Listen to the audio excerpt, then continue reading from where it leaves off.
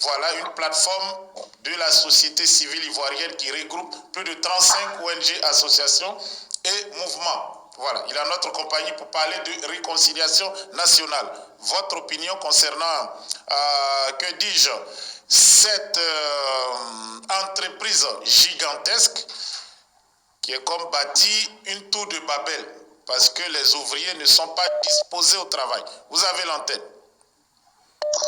Bonsoir, très cher frère Isaac. Je suis tellement content de te revoir ce soir. Oui, c'est le frère Abou depuis l'Angleterre. Donc, je salue ton invité, M. Ibrahim Yao, que je découvre. Et avant de dire ma thèse sur la problématique de ce soir, je voudrais ouvrir une parenthèse rapide pour dire, frère Isaac, comme le libellé du nom de la télévision est Résistance, Elvic TV Résistance, les personnages comme Zasso, qui sont de la même, du même acabit que Makoso, de grâce, et pour la bonne santé, en tout cas de l'humanité, il faut éviter ces genres de contre-exemples qui ne répondent à rien à la résistance, qui ne répondent à rien à la moralité humaine, qui ne répondent à rien aux valeurs même humaines. C'est une grande perte de temps. Il ne faut pas faire la promotion gratuite parce que tu as bataillé dur pour que ta télévision soit à ce niveau-là. Et ta télévision, je peux dire que après Afrique Média, ta télévision est en train de prendre la seconde place. Donc, il ne faut pas diminuer ta télévision, s'il te plaît. Et c'est sûr que je ne suis pas le seul humain actuellement à penser ainsi. Toute l'humanité entière pense que quelqu'un comme Zasso, il ne faut pas lui donner une tribune. Il a déjà sa tribune lui seul. Il faudrait qu'il soit restreint, limité à cette tribune-là. Parce que au jour d'aujourd'hui, en ce plein 21e siècle pour l'Afrique, on parle de rupture et on parle de dépendance souveraineté de l'Afrique. Il est le contre-exemple de tout ce qu'on peut appeler dignité humaine. Donc, ce n'est pas la peine. Voilà. Parce qu'il faut donner le bon exemple. Donc, je ferme cette parenthèse-là. Maintenant, j'aimerais, pour la problématique de ce soir, parce qu'on a soulevé un problème fondamental, on a parlé des sociétés civiles en Afrique. Et tel que l'intervenant qui m'a précédé, le point fondamental qui fait que la situation de la société civile est biaisée en Afrique reste le financement. Comme on ne cessera jamais de le dire, la répétition est toujours pédagogique, l'argent reste toujours le nerf de la guerre. Et celui qui finance, c'est celui-là qui donne les ordres. Alors, nous, on le dit pourquoi? Parce que c'est un fait que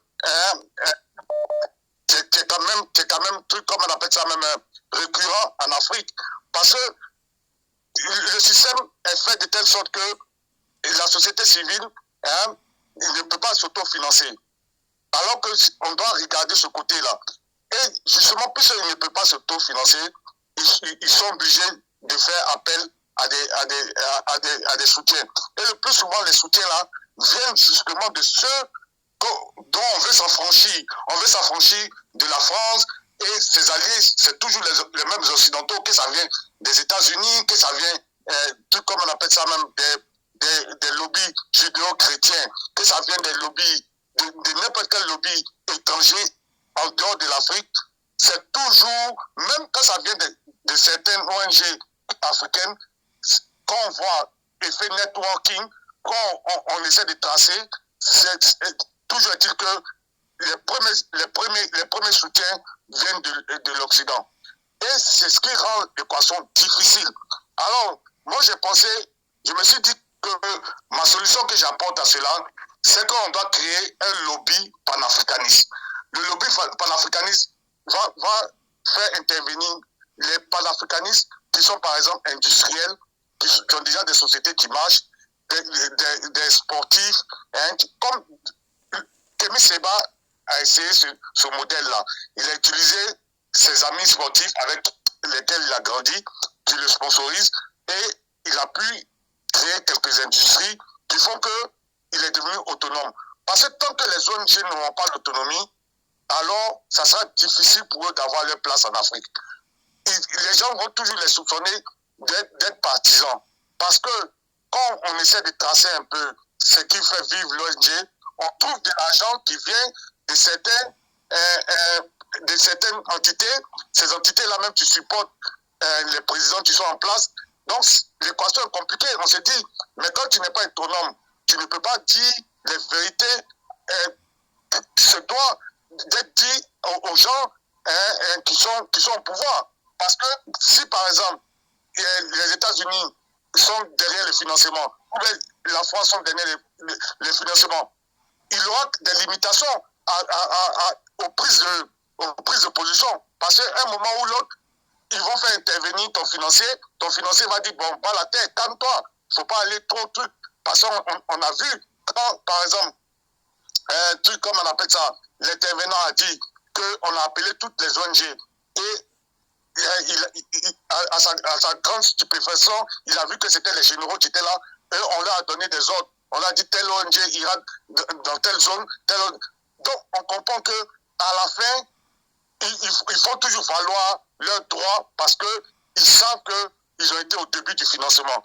Alors, l'ONG, pour que l'ONG soit autonome et soit libre de prendre position, il faudrait que son financement aussi soit autonome. Et dans ce sens-là, il faut forcément que ça soit dirigé comme un lobby, où les gens vont faire partie de l'ONG par intérêt. Ils vont venir défendre l'intérêt, par exemple, s'ils veulent la souveraineté de l'Afrique, que c'est un lobby panafricaniste. Tous les gens qui vont adhérer à cette ONG-là doivent savoir que l'ONG doit s'autofinancer. Donc, il faut y participer. Comme ce que nous on fait, par exemple, à l'Église. Dans le système de l'Église, pourquoi on fait les dîmes et tout? C'est parce que nous considérons comme une entité autonome. On veut être autonome. Donc, comme on veut être autonome, tous ceux qui trouvent leur intérêt dans, comme on appelle ça même, la parole de Dieu, alors il faut qu'ils payent la dîme. Donc, quand ils payent la dîme, c'est la dîme là qui font que le gouvernement ne peut pas parler sur nous parce qu'on s'autofinance. Voilà, on autofinance, on crée nos églises nous-mêmes, on truc, comme on appelle ça, nos écoles, on subventionne nos activités et c'est comme ça qu'on peut être libre d'action. On peut être libre d'action parce que toujours est-il que la main qui donne, on peut pas, c'est incontournable. La main qui donne, c'est elle qui commande. À un point, c'est-à-dire qu'au début, vous allez être autonome, mais arrivé à un certain moment, quand la main va se concerter avec ses pairs, oui. Voilà. Est-ce que vous pouvez poser la question? Parce que M. Brin est déjà beaucoup de temps dans notre compagnie. Donc, on va lui permettre de prendre congé de nous. Donc, posez-lui la question. On aura les possibilités de faire les remarques un autre jour. D'accord. Donc, ma question serait que, est-ce que, un truc comme on appelle ça même, est-ce que sans autonomie, comme j'étais en train de le dire, est-ce que M. Brin est sûr qu'arrivé à un moment, dans ses prises de position, il n'aura pas cette épée de Damoclès là qui va venir s'imposer à lui pour dire que si vous allez trop fort, on va couper vos subventions, on va plus vous soutenir.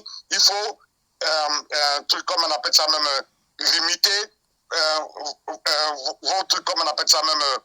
Il faut limiter vos doléances à tonton. Je veux dire que est-ce qu'il est sûr que sans être autonome, il peut aller jusqu'à la fin de ses actions?